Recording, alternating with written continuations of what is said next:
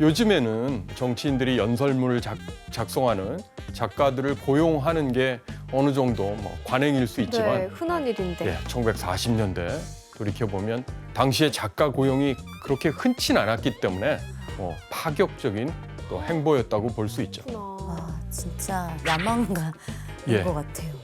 그리고 에비타가 영부인으로서 맡은 중요한 역할이 또 있다고 할 수 있습니다. 바로 가난한 노동자들, 데스카미사도스들을 돕는 일이었습니다. 에비타는 아예 매일 아침 노동복지부 사무실로 출근했다고 하는데요. 이후에 자신을 찾아오는 사람들에게 도움을 주기 시작했고요. 예를 들어 아픈 아이를 데리고 오면 즉시 병원에서 치료를 받을 수 있게 해준다든가 집이 없는 사람이 오면 살만한 집을 마련해 주기도 했답니다.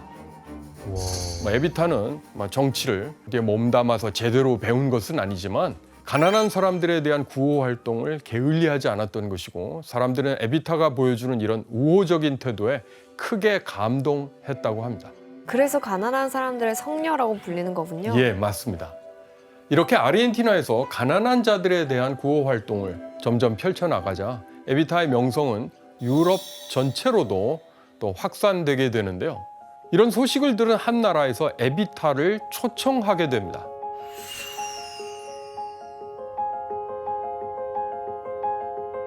(1947년 6월에) 스페인에 방문하게 됩니다.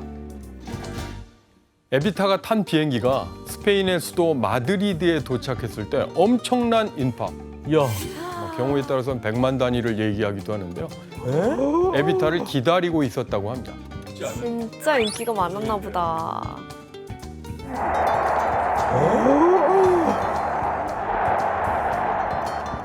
정말 팝스타가 내한했을 때 그런 느낌이에요. 그러니까 정말 신기한. 스페인에서는 또 왜 이렇게 반기는 거지? 그리고 이때 에비타는 스페인에 나누어줄 식량, 의약품 같은 구호품을 가지고 갔다고 알려져 있는데요. 아하. 교수님, 그럼 이때 에비타가 유럽에 간 김에 스페인 말고 또 다른 나라도 방문했나요? 예, 물론입니다. 이탈리아를 방문해서도 구호 활동에 참여했고요.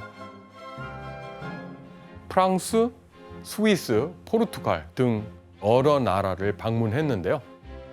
이 순방은 타임지 표지를 장식하기도 했는데요. 이것은 남아메리카 국가의 영부인이 타임지의 표지를 장식한 첫 번째 사례로 알려져 있습니다. 와. 그리고 지금도 아마 유일한 사례가 아닐까 생각합니다. 안드레스 씨, 이 무지개 여행이 끝난 다음에 뜻밖의 사실이 밝혀졌어요? 예, The Times에서 직접적으로 사생아라고 이제 나오지 않았지만 임명록에 기재된 내용이 없다라는 식으로 이제 나오면서 많은 사람들은 사생아라는 거는 알게 됐습니다. 그렇기 때문에 타임지는 아르헨티나에서 한동안 판매가 중지됐습니다. 네. 게다가 이후 밝혀진 사실에 따르면 에비타는 출생 증명서를 조작했다라고 알려지게 되었습니다. 에비타는 1919년 5월 로스톨도스라는 지역에서 탄생한 것으로 알려져 있는데요. 그런데 헤론과 혼인할 당시의 증명서를 보니까 마리아 에바 두아르테, 원래 이름이죠. 그리고 훈인이라고 하는 다른 지역 출신으로 바뀌었던 것입니다. 나이도 3살 예, 어리게. 3살이 어리게 된 것이죠. 아하. 대체 왜 이런 일이 생긴 걸까요? 그 사생아라는 사실을 숨기기 위해? 예, 맞습니다. 이건 에비타가 자신이 혼외자가 아니라 정상적인 혼인 관계에서 낳은 딸이다. 그것을 이제 강조하려고 혼인할 당시에 냈던 출생 증명서를 조작한 것으로 추정됐다. 아, 저런 것도 찾아냈어? 근데 또 정선아 씨, 이게 에비타가 무지개 여행하면서 수상한 소문 돌았다는데 무슨 소문이에요?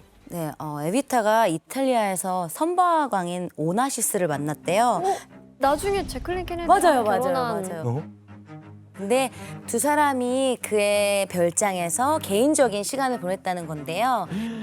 이때 오나시스가 에비타에게 10만 달러의 수표를 줬다고 해요.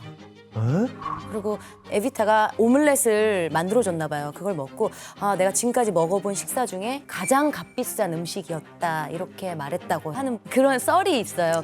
대박이다. 예, 이런 논란 속에서도 에비타의 인기는 굉장히 굳건했는데요. 하지만 여전히 완강한 반대파의 태도 때문에 페론이 안정적으로 정권을 이끌어가기에는 다소 아쉬움이 있었습니다.